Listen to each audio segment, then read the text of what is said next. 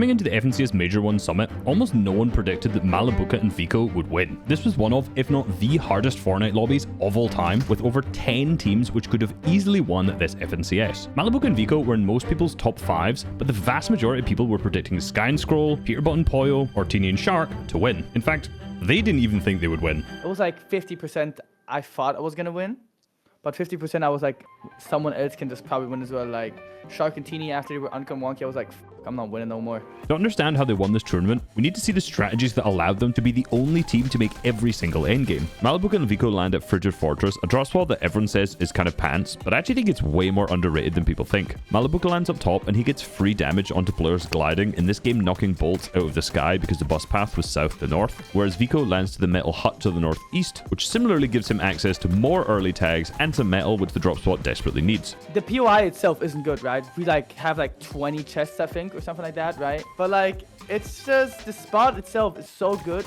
because of how much damage you get. 5 minutes into the game, we had 200 damage every game. But not only did they have a ton of options for surge, they also had a ton of options to rotate from here. If they pull the zone, they can just use it as a surge base like they did in game number 1. If they have a far zone, they can do what they did in game number 4 and stay in the storm and then rift. Or if the zone's not that far, they don't have to worry about looting too fast, as the drop spot's still relatively close to the center of the map. So in game 3, for example, they stayed in the drop spot until the second zone, and then when the third zone pulled to the east, you'll notice that they have a completely free rotate into the circle, as all of the teams are either in the center of the next zone already or are way in storm behind them. Another really important thing about Frigid is the fact that when Malibuca is looting here, he's much higher than the vast majority of people who are lurking around him, which means he has way better sight lines onto them and they can't really see him, which again in a net surge meta is massively beneficial. So every single game they're getting damage almost instantly and then taking almost no damage on any of these early rotates, which is one of the main reasons why they took 0 storm surge ticks throughout this entire tournament. Malibuca and Vico are both insanely good fighters, however they don't choose to take that many early game fights whatsoever, because in this surge meta, if you get hit for a lot of damage, you're basically just dead. You can also just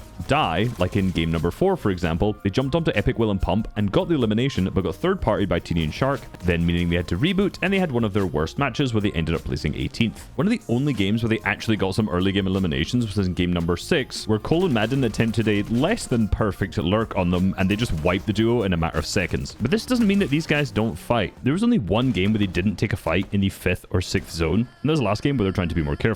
Here, for example, in game number 5, they see a duo down below surge, so they just overdrive grenades straight into their box and wipe them out. Getting elimination before the moving zones means you can have cat mats going into them, and this is really important because they use a ton of materials in every single endgame rotate. Every single time they rotate, Malibuca creates 4 or 5 boxes, which gives them a ton of space to look for further refreshes from. You can then see that the 8th zone pulls over all of everyone's build, so Malibuca uses a ton of mats to tarp way deep into this zone. And this is a really good play because it now means that they have zone priority, so everybody behind them is going to use the overdrive grenades to fly past them, and then they can go late just using a single overdrive nade to get into the next zone. They actually end up staying in storm using their chug jugs to ensure that they can do this rotate in 1, and this entire strat is possible because they have enough hard mats from getting that refresh earlier in the mid game. They also did something very similar to this later on in this game, where the 10th zone pulled completely max distance from them, and using the Flowberry effect, Malibuca slide tarps ahead of the rest of the lobby, which then allows Vico to turn around and get an elimination onto the teams who are slightly slower to rotate. And however, the real reason for their success isn't even anything to do with their gameplay.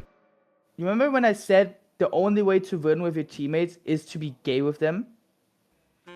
It sounds so funny, right? But the thing, it's true though. The thing is, these two have so much fun that I genuinely think that's the reason for their success. 99% of their points from the weekend came from when both of them were still alive. There were no solo clutches. They basically just did everything together, even die. It's like you're in kindergarten watching 2 kindergartners be best friends. I could never get tired of Mally. Like, genuinely, it's so much fun playing with him. Even now, like, I just want to keep playing the game. Bro, we were having the time of our lives. Of course, these two are great individual players, but I genuinely think a huge percentage of their success comes down to the fact that they just have a lot of fun and their chemistry is fantastic. Now, a lot of people were saying Sky and Scroll was the best team in this tournament, so to understand how Malibuca and Vico won, we need to look at their game plan and how it kind of went wrong. One of the main problems they had is that Veno and Curve would be landing to their south. Veno and Curve's entire game plan revolves around sneaking on players, so everyone just presumed that Sky and Scroll was going to get snuck on 1 or 2 games by Veno and Curve and die. I spoke to Veno before the tournament and he seemed very, very confident. However, about 20 minutes later, when I saw him being interviewed on the broadcast, he looked entirely distraught because it turned out he was actually getting surprise conned by Brazil's Choose and KBR. Getting contested 15 minutes before the tournament start seems like it probably just ruined their mental entirely, as they performed pretty poorly. Now, when Veno and Curve went down in game number 1, it's very important to note that in these lands,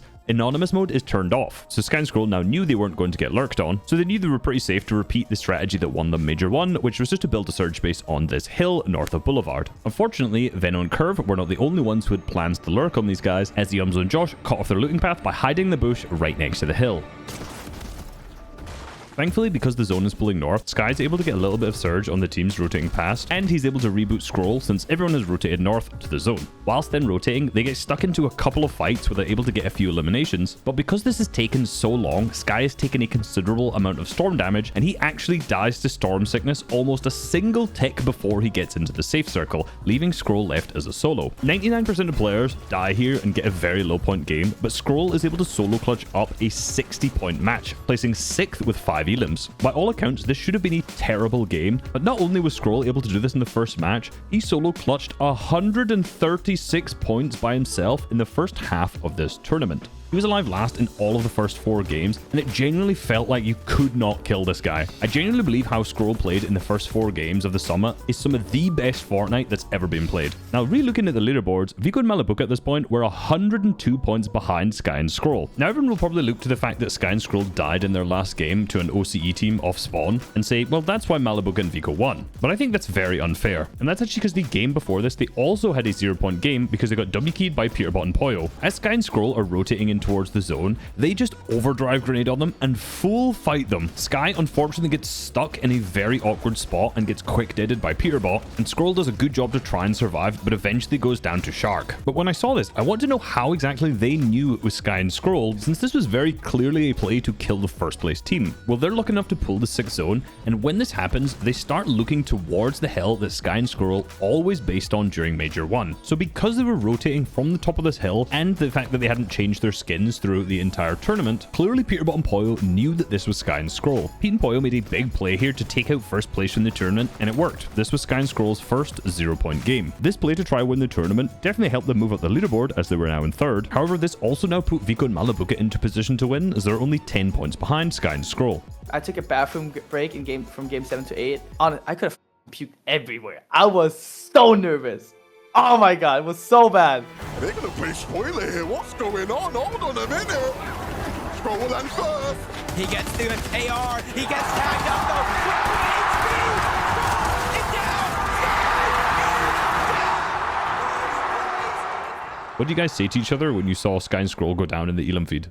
But I was freaking the f out. I was like, oh my god, Sky and Scroll died. And like Maddie looks at me IRL and says like, chill, take a breath, be calm. We can still lose. Be calm.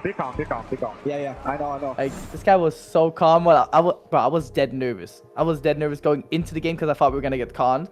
But then I was even more nervous when I saw them die. Like, in my head, we like 99% won, but like, we can still lose if Peter, drops to 20 or some shit somehow. Sky and Scroll made a very rookie play of playing the same skin in every single match, and it got them killed. But this is not a mistake that veteran players make. Malibuca and Vico swapped their skins coming into this final match to ensure that they couldn't be targeted if anyone knew what skin they were wearing in the previous one. They still needed to clutch up at least 11 points to overtake Sky and Scroll, but there was still a chance that Pete and Poyo could also win. In the second half of the tournament, Poyo clutched up not 1,